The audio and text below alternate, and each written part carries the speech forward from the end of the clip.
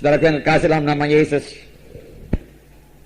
biarlah semua kita lapar dan haus akan kebenaran, lapar dan haus akan firman Tuhan, lapar dan haus akan kuasa Tuhan, lapar dan haus akan urapan Tuhan, lapar dan haus akan mujizat Tuhan, lapar dan haus akan hikmat daripada Tuhan. Oleh sebab itu saya minta saudara memiliki pikiran yang rohani. Tanpa pikiran yang rohani, saudara nggak bisa menangkap perkara-perkara rohani. Saudara tidak mengerti bagaimana mengerjakan pekerjaan Tuhan ini. Terlebih pada akhir zaman ini, Tuhan mau bekerja dengan sungguh-sungguh. Dan Tuhan hanya memakai orang yang sungguh-sungguh, yang sungguh-sungguh rohani. Pada akhir zaman ini tidak ada yang mustahil bagi orang yang percaya. Saudara rindukan sidang 100 orang, Tuhan berikan 100 orang. Jangan batasi kuasa Tuhan. Tapi apakah saudara rindu? Apakah saudara haus untuk itu? Apakah saudara berdoa buat itu? Ini soalnya sekarang. Adakah kehausan? Sebenarnya kehausan lebih parah daripada kelaparan. Memang firman Tuhan berkata, berbahagialah orang yang haus dan lapar, atau lapar dan haus akan kebenaran, karena mereka itu akan dipuaskan. Berbahagialah orang yang miskin di hadapan Tuhan. Siapa yang mengaku miskin, ya, mereka yang punya kerajaan sorga. Miskin perkara-perkara rohani, tapi jangan miskin tinggal miskin, saudaraku. Miskin itu membawa kita minta kuasa, minta urapan, minta jiwa-jiwa. Miskin pelayananku Tuhan, miskin sidangku Tuhan, miskin jiwa-jiwa, miskin kuasa, miskin urapan. Tetapi maunya kita jangan miskin secara rohani, amin.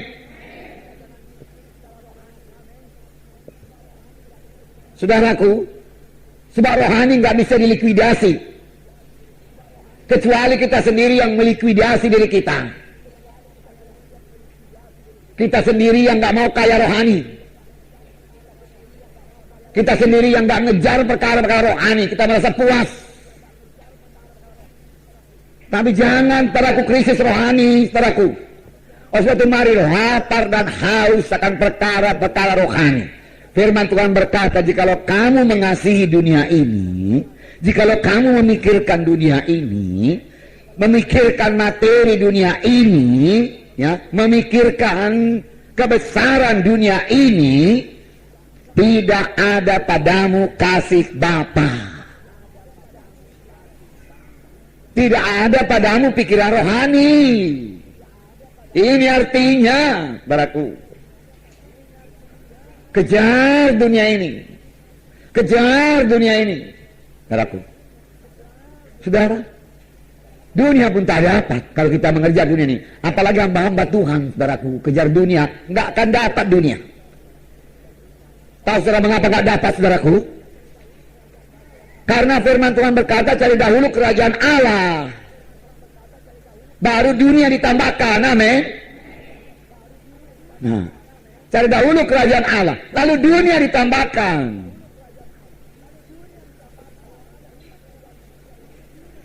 Kalau ada hamba Tuhan mengejar dulu dunia, saudaraku, dunia pun nggak dapatnya, apalagi rohani. Kejar kerajaan Allah, lalu dunia diberikan Tuhan. Amin, saudara.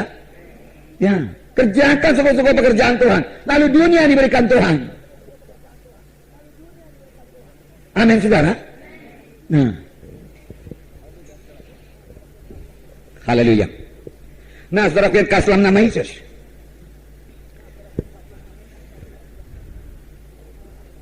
kita melihat sidang pertama, bagaimana lahirnya gereja. Gereja lahir dengan kuasa, amin. Gereja lahir dengan kuasa dan berjalan dengan kuasa dan akan diangkat dengan kuasa. Dan hanya gereja yang berkuasa, gereja yang menang, gereja yang suci yang diangkat Tuhan. Amin. Dan pada akhir zaman seperti ini, tanda-tanda akhir zaman, pada hari-hari terakhir, firman Tuhan bicara mengenai hari-hari terakhir. Amin, saudaraku.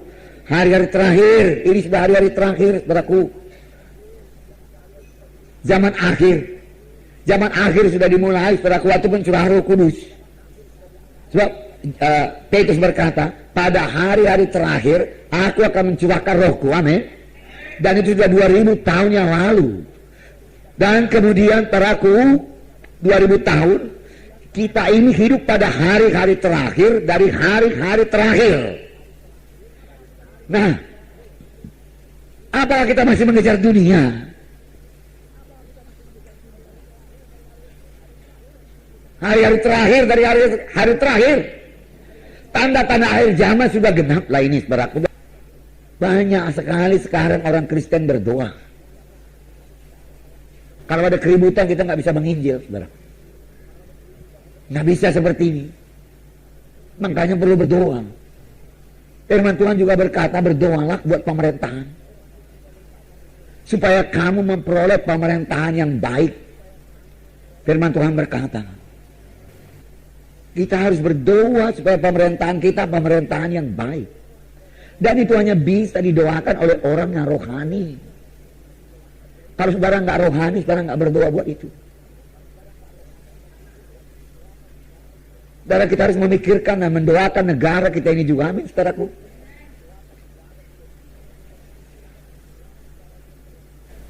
Tetapi saya mau mengatakan pada saudara, belum terlambat kalau kita ini semua orang-orang rohani. Amin.